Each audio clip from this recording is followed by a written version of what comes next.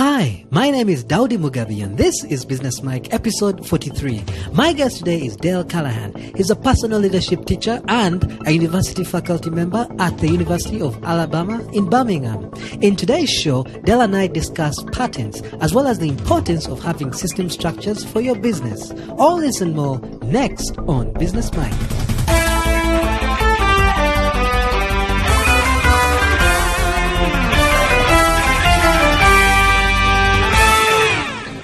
Thank you so much, Dale, for joining us today on Business Mike. Could you just briefly tell us who you are and what you do?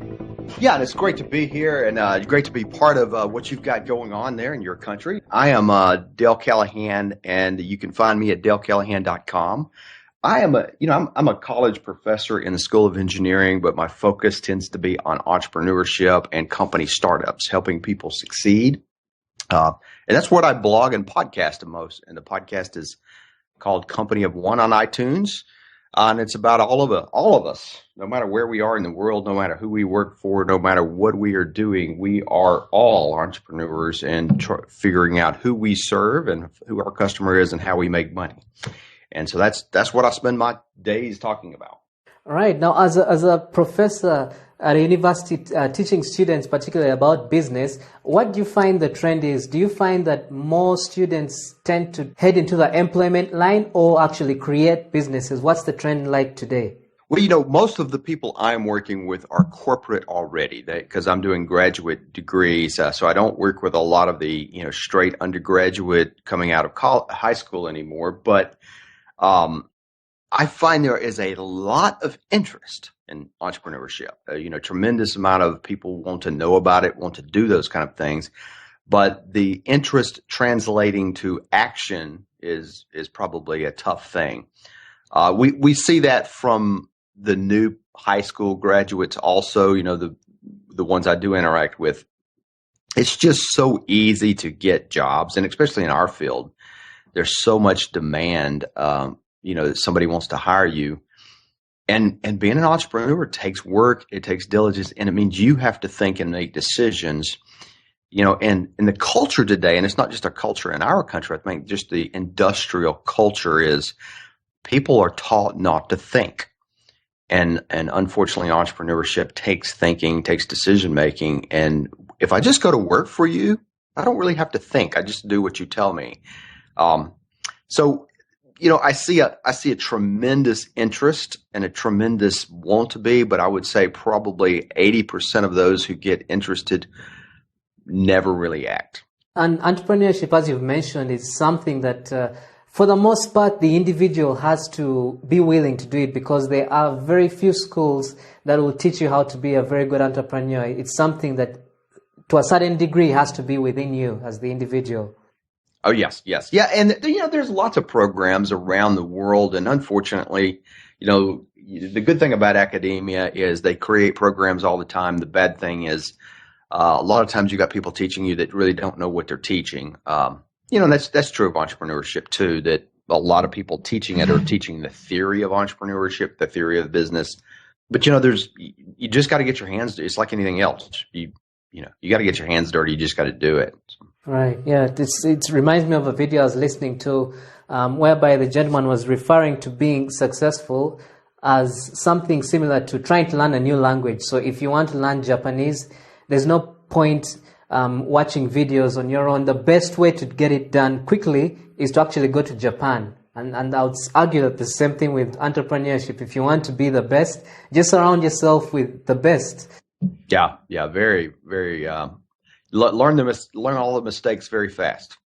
Well, Dale, during our pre-interview chat, I was mentioning to you about why I actually wanted to have you on the show, and that was to discuss a topic that I have struggled with, and a lot of my colleagues struggle with as well, and that's patenting or protecting an idea. As a startup, particularly for people who are creative, you have this idea, it's a brilliant one, and because you want to share it with someone else or perhaps try and learn whether or not your idea is feasible, you tend to be worried that someone might actually steal it from you. So what is the best way to go about this with regards to a new idea that you are not sure someone will steal, but you want protected at the same time? And I would say there's a little difference between artistic ideas, and I know you and I were talking about that a little bit. New art, new songs, new music, new books, new things like that, as opposed to business ideas. New tools, new technologies. But there is a misconception when we talk about patents, and of course, patent rules vary by country, but generally speaking, a lot of people spend a lot of time, energy, and money getting a patent, and they will never make their money back. And I think that's kind of where I always like to start, is just realizing that getting a patent is not the same as marketing and making your money. Getting a copyright is not the same as making any money off of it. And there is this, so if I'm coming up with something new, and what I look for is trusted people out there, people that already have so much stuff going on that they don't really need my ideas. And I want to share with them a little bit about what I'm doing, because ideas are a dime a dozen. I know we don't think that. We always think, well, man, everybody's going to steal my idea because it's the best idea ever. But that's not really true. The real truth is, ideas are not what generates profit. It's execution on the ideas that generate the profit. So if I was starting, I look for people who I can share my idea with, and try to get some counsel about what's the next steps. Because what you want to do is, your idea is kind of like a seed. You want to but if you don't ever put it in soil, and you don't ever surround it with the nutrients it needs, it will never grow. And some of those nutrients are good counsel, good advice, and you taking the right actions. No, that makes a lot of sense. And it's a concern many people have is, will this person steal my idea? But as you've mentioned, it depends on who you pitch the idea to, because definitely you want someone that can help you, and the people that can offer you the best advice are the ones that are doing exceptionally well. They're too busy to steal your idea, and at the same time, they have so much value that they can enhance it. Yeah, I always tell people there's only two kinds of people in the world that you can share an idea with. Now, and by the way, there's always exceptions. Yes, there are ideas that have gotten stolen and those kind of things. But there's, generally speaking, when you share an idea, there are the people who want to steal your idea because they don't have any of their own. Those people usually cannot execute on it. They can't make it happen. They can't do anything. So it's really pointless that they might steal your idea, but they're not going to do anything with it. So they really haven't stolen. And then there are the people who can execute, and they got so many things going on.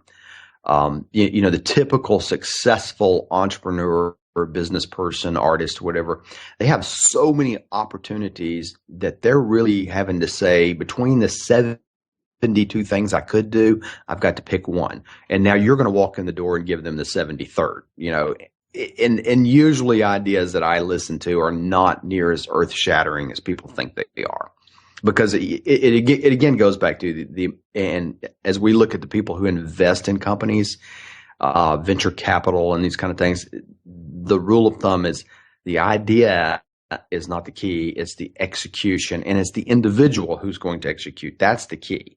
So you give me a powerful idea. Actually, you give me a mediocre idea with the right team, and you can generate lots of cash. You give me the great, wonderful idea with the wrong person, and you've got a money pit. Nothing's ever going to happen. So, are there ideas that get stolen? Yes. So I'm not sitting here saying be crazy and be silly. There are some practical things we can do, but generally speaking, we have to get our head around the fact that being too protective is not usually the right idea. And what about when it comes to non-disclosure agreements? When you meet somebody and you don't want them to have that conversation with other people, what sort of information are you putting in the NDA? How are you protecting yourself during that quick interview? Well, the main thing is you want to have a non-disclosure agreement is, not to disclose this idea that we're talking about. And if you're really, really concerned, you can get an attorney. I'm not an attorney, but attorneys generally do these. But when I've done them before, I basically find a non-disclosure out there on the web and print it out and change the words, and that's says always sufficed. Because essentially, when you're doing that, the main thing is you're putting on paper that, hey, you and I are talking, but I don't want this shared outside. And there's nothing, I think doing that's a practical thing you can do, is do non-disclosure agreements. You can also document your work, in what we would call, there's engineering notebooks where you document your work. You get witnesses to say, yeah, this is what I did. And especially in terms of intellectual property patents, new inventions type things. When things end up in court, documentation of who did it first is key. But the who did it first only goes so far in courts of law, because there's also the concept of moving into the market. If you've invented something 5 to 10 years ago and you haven't ever taken action on it, and I come along, you probably don't have much to stand on, because you've never acted on your idea. And if you've patented it, even patents run out. As we say, patents only are a barrier to entry for your competitor for about a year and a half. Because if you came up with that wonderful idea, and you and I are in the same business, and you patent something, you do all the right things, right? And you enter the market and you're going aggressively and you're making money on your idea. If I'm your competitor, I'm watching your idea and you're making money, I'm going to figure out a way around your patent fast. I'm going to go to my attorney and say, man, this guy's doing something awesome. I want to do something like that and not violate it. And we get busy and we find some way around it. We better your idea. We twist it a little bit. We do something where we are still in the market making money, serving those customers. So have we made your patent worthless? No, not really. But we're making money, and we may be making more money than you. And you see this all the time in the technology sectors.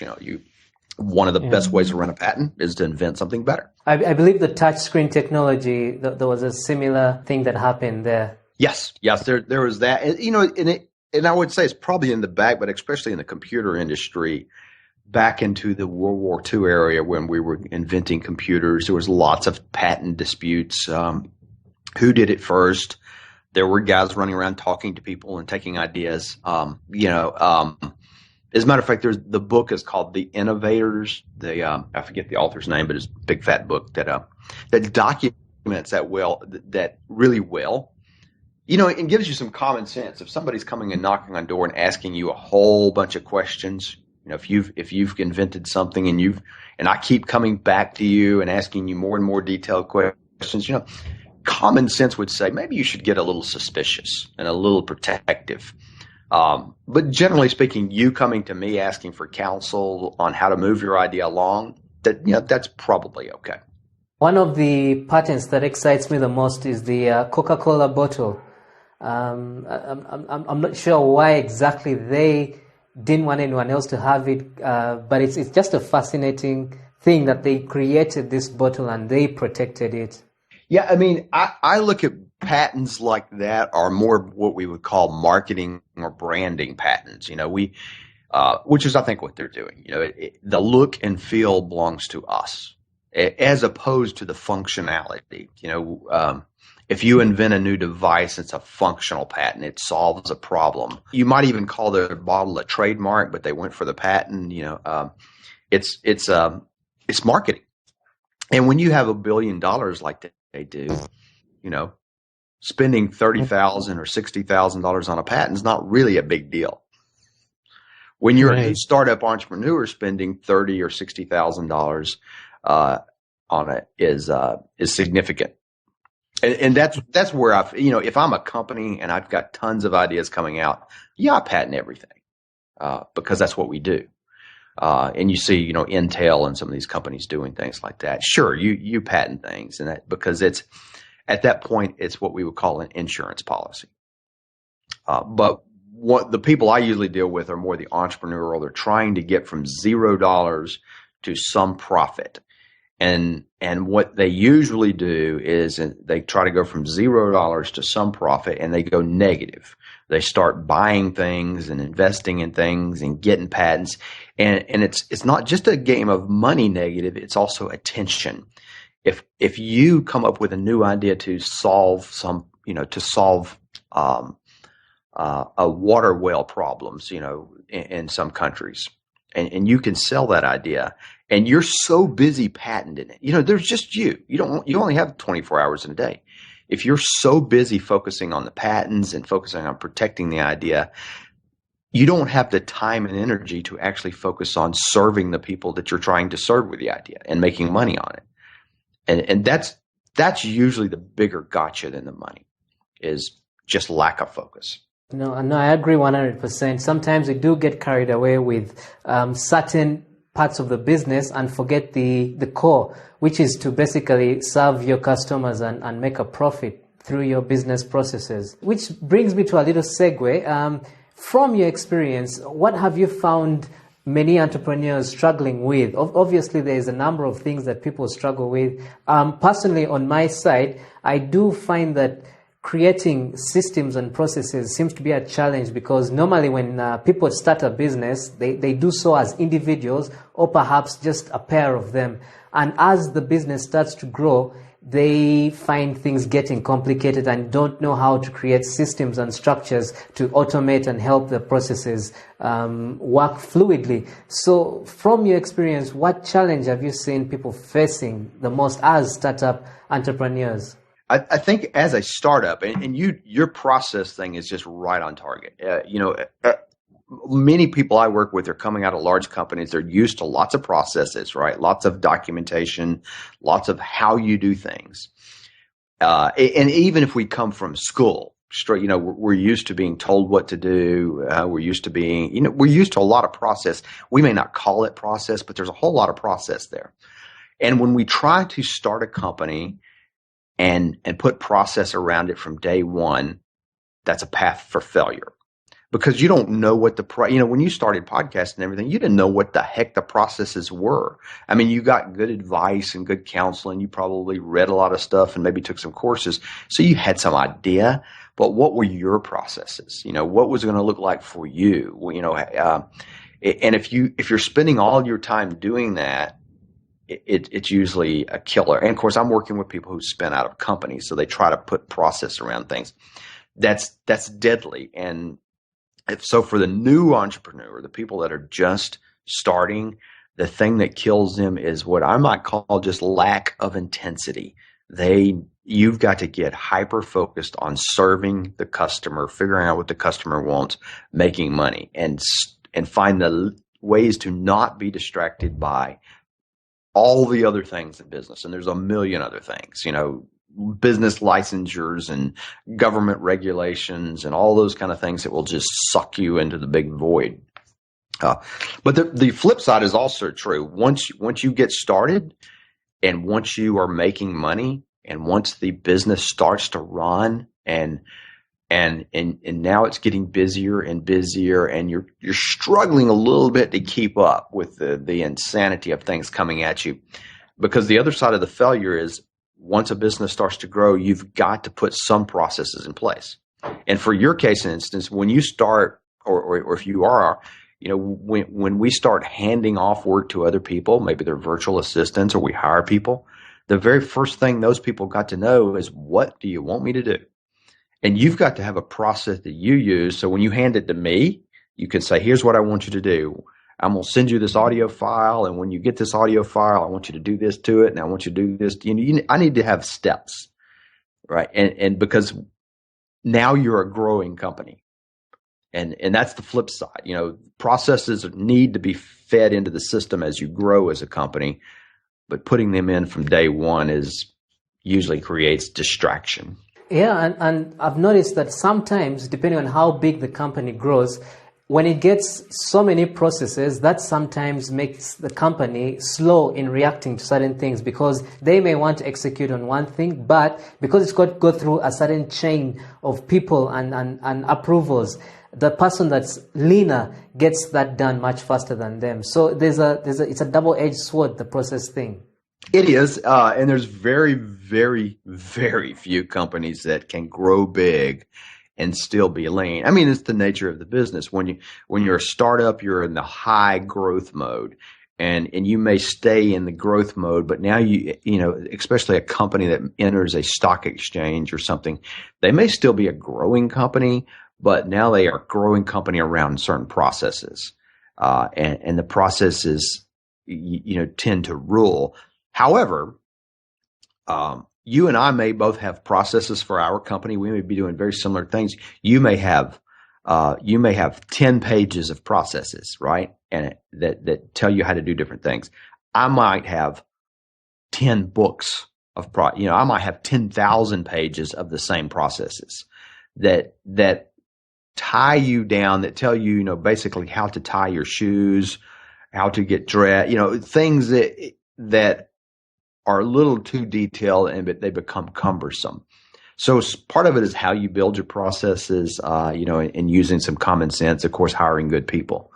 But that is a little bit of the nature of the beast. I think Apple is probably the only company I have seen, probably not the only, but that it was through the aggressiveness of the leadership, I would say, especially when Steve Jobs was there, that they had zero tolerance for bureaucracy. Now they had processes, no doubt, but the decisions were made from the top. When you're looking at most companies we're talking about, they get structure, and the president of the company is no longer making decisions, and I'm their assistant manager, and I'm afraid to make decisions, so I'm going by process. That becomes cumbersome. And by the way, that's the great part of the entrepreneur, is that's why you can usually smoke any large company, because you can out-service them, you can out-nimble them. Well, Dale, if you had a time machine and you could travel back to a time when you were 18 years old, knowing what you know now, what book would you give yourself, and what movie would you recommend yourself to watch? That's a good question. I've never had anybody ask that before. Probably what is the name of the book? Rich Dad, Poor Dad. I think if I would have read that by a guy, I can't pronounce it. Kawasaki? Yeah, I get him. I'm throwing the other, but anyway, yeah, Rich Dad, Poor Dad. Yeah. And not by Guy. Is that? Anyway, yeah. Robert. Is it Robert or Guy? Robert, yeah. That's what Guy Kawasaki is another author. But that book really sets the framework to me about the thinking. I was already an entrepreneur at that point, but I never really and I was thinking that way, but nobody had really put it down in clarity. And so, if I'm when I'm looking at my kids, that's the kind of thinking I want to instill in them, is just, I would say it's the insanity of the system that like I alluded to before, that I wish I would have realized that I was in a system that stopped me from thinking. The educational system in the modern world is not about creating thinkers. It's about creating non-thinkers. That's, just direction followers. And that's why it's so difficult sometimes to break out into the world of entrepreneurship. I'm not a big movie watcher, so I'm not really sure what movie I would say. So I'm kind of at a loss at that one. No problem. But just getting back to the other point you made of children in particular, and going through the education system. If you have children at home, what kind of stuff would you do with them to kind of instill the entrepreneurial spirit in them? Are there simple exercises or activities you can do with them? Yeah, I think the main thing is when we are doing this, and we have two boys right now that are 10 and 14, and the one thing we want to do is instill in them that no matter if they decide to go to work for Apple or AT&T or some big giant company or government, or if they're going to go out there on the side of the road and mow lawns or sell water bottles or something, either way, they are entrepreneurs. That they are responsible for making their money and serving their customers and doing those things. And in the process, we try to get them to explore, and to, as opposed to do these courses and sit down and do your homework and do these things, all those things are really trivial. They're busy work usually. So instead we're like, I've got my 14-year-old is in the process of writing his first book to get published. And, so we actually try to help him set aside time to follow those dreams. Will they lead anywhere? I don't know. But, it's like me and you, we have to kind of dig around sometimes to realize what works for us.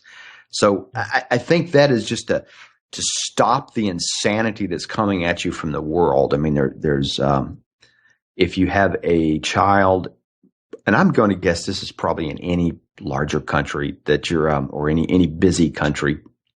You know, they're going to school, they come home, they got homework, they got activities, they got sports, they got all these things. And none of these are bad things, but they also destroy that kid sitting there thinking, what the heck do I want?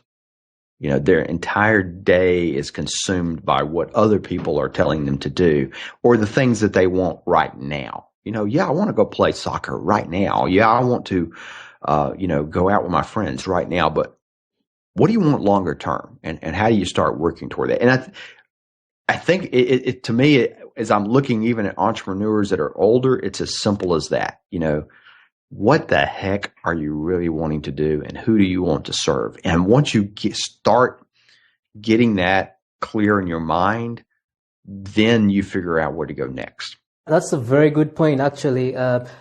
Getting to know what you want long term. And actually, I think it applies across everywhere, because when I think about an athlete, if I look at people that are athletes, the one that wants to be the very best athlete puts in the extra hours because they're looking at the long term vision. And I think it cuts across even in entrepreneurship. Yeah. And we're a very short term focused world. You know, we're a Twitter world, we're a social media world that's tough. But here's what I do. I mean, I'm going to give you the flip side. I work with lots of people who are 20, 30, 40, 50 years old, more, older, that have children, that have responsibilities, that have they make a lot of money, but they are also trapped in a sense by their money because they make so much money in the corporate world. And when you look at them, they're like, I wish I would have known this before. I wish I would have not stepped into the corporate world before and just been trapped by their thing and kind of done what I wanted to do. Because, at the end, the money is really not that important. And they realize, the difference between how much money they make and how much money somebody who makes a significantly amount less makes, it's a lot of difference in money, but it's not a lot of difference in lifestyle. But what is the difference is I was on a phone call last night with a guy who's working 60 plus hours a week, making good money, but he can't hardly start his company now because he's so buried in the job he's got. He doesn't even have time to find another job, and if he does, it's going to look very much the same. He wants to go do something else, but he can't just drop it because he's got this good income, got a family. He says, I feel trapped. And I don't have time to go pursue my activity because 60 hours a week is consuming me, and then I need to be with my family. And I see that kind of thing all the time. So if you're stepping back, you're thinking stepping back to 18, if you can realize that you might be stepping into that, what decisions would you make differently? Well, Dale, thank you so much for your time today. We really appreciate having you on the show. And why can't you tell us once again where we can find you on a website or social media? Yeah, the best places to find me is probably dalecallahan.com, and that's DALE and then CALLAHAN.com. That's my website. And I've got links there to my Facebook and Twitter and LinkedIn. Probably LinkedIn and Facebook I'm much more active there. I used to be very active in Twitter, but I'm a little sensory overload there. And you feel free to reach me. You can just reach me at, I'm going to say this. Well, you can reach me at my university email at dcallahan, just the first letter and the last name, at uab.edu, and that's University Alabama Birmingham, uab.edu. Right. Well, thanks again, Dale, for coming on the show. We appreciate you taking the time and wish you the very, very best. Awesome. Glad to be here.